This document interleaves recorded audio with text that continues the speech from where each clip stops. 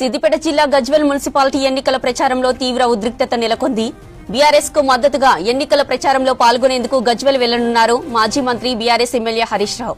అయితే మల్లన్న సాగర్ ముంపు బాధితులు బీఆర్ఎస్ ప్రచారాన్ని అడ్డుకునేందుకు పెద్ద సంఖ్యలో వచ్చారు. హరీష్ రావు రాకముందే పెద్ద సంఖ్యలో తరలివచ్చారు. ముంపు బాధితులకు మద్దతుగా స్థానిక కాంగ్రెస్ నేతలు కార్యకర్తలు రావడంతో ఉద్రిక్తత నెలకొంది. అటు బీఆర్ఎస్ కార్యకర్తలకు కూడా ప్రచారానికి తరలివచ్చారు.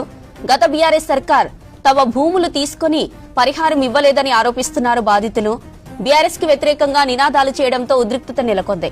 పోలీసులు ఘటనా స్థలంలో 2 పార్టీల నేతలు కార్యకర్తలను చెదరగొట్టారు.